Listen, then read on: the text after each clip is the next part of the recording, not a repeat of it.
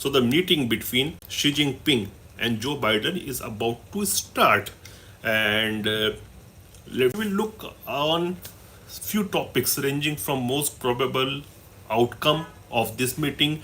Also, what about any agreement about Taiwan, the military issues and economic issues. So at the end of the meeting, expect minimum or maximum, whatever you may call it, the re-establishment of the military to military communication between two countries, which was seized following the visit of then House Speaker Nancy Pelosi to Taiwan, and it resulted in a series of near misses between countries, vessels, and aircrafts. And United States of America sees that as its national security concern.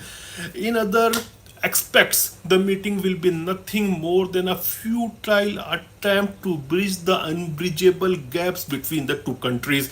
There can be some kind of talks on ban of use of artificial intelligence in military stuff, particularly drones and especially the nuclear weapons.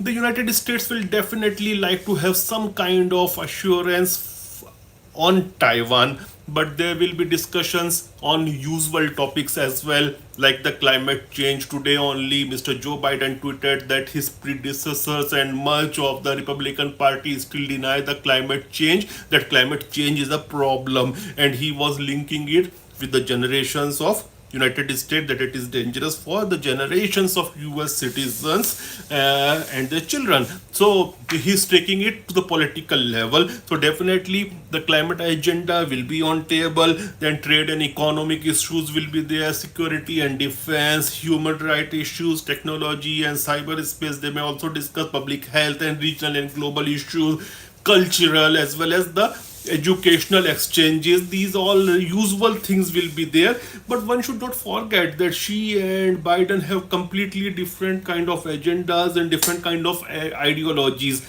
So behind the doors they may clash like two enraged bulls in the china shop.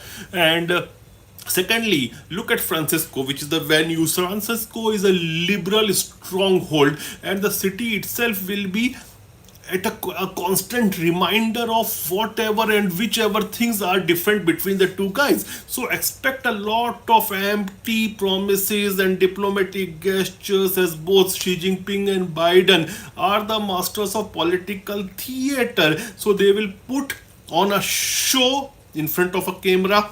However, behind the closed doors, expect intense kind of disagreements and heated debates, and there will be no real progress as far as I am concerned. I am seeing that there will be no real progress made on important issues like human rights or global security. Instead, expect a lot of finger pointing and blame gaming on each other on the global issues. And for your knowledge, even before the arrival of Xi Jinping in United States, the Wall Street Journal wrote on Xi's photo, Chinese communist dictator. And remember, after the meeting of Xi Jinping and Antony Blinken, Biden called him a dictator. That's what he is basically. But dip, try to think in diplomatic lines about all these things. Well, as far as Taiwan is concerned, Taiwan is a big elephant in the room, and US will definitely like to have some kind of assurance from Xi Jinping that he won't attack Taiwan, as the United States is already busy in on two fronts right now, one in Europe and another in Middle East. But do not forget that Taiwan takes part in the APEC summit, and it takes part as Chinese Taipei and does not send its president to the summit.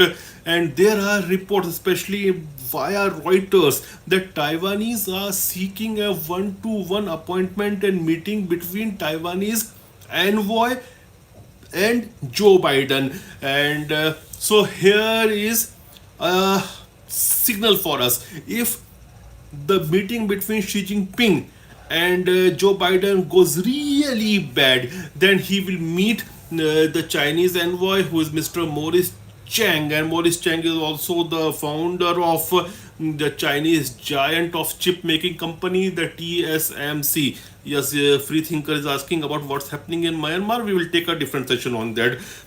And if even a bit of meeting goes well between Xi as well as Biden, then he won't entertain or he won't give time to the Taiwanese envoy.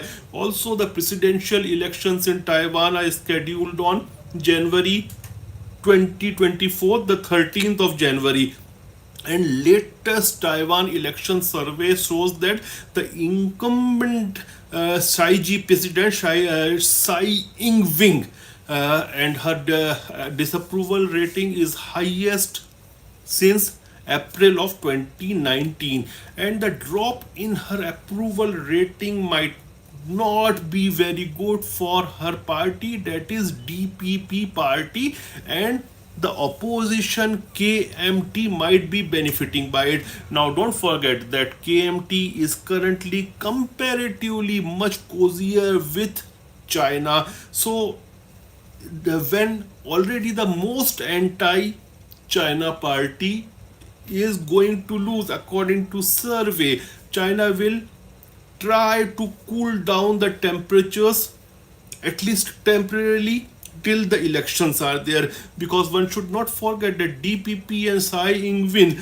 they get election benefits by anti-China rhetoric. So definitely I think there will be some positive talks between America and China vis-a-vis Taiwan, that China is not going to attack Taiwan, because attacking Taiwan right now is not in Chinese interest.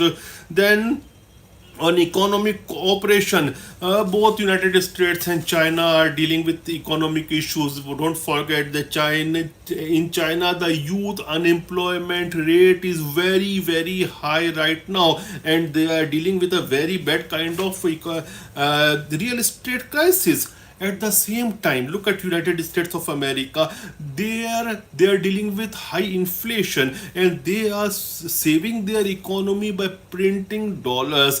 But as you print dollars, you also boost up your inflation rate, and the demand for dollar, international demand for dollar, is falling by each passing decade. So when both the parties are having issues vis-a-vis economy, and the $1 trillion game for the present White House is the 2024 election of United States of America. So both the parties, China as well as America, will try to put fire on the flames, economic flames, temporarily, just temporarily.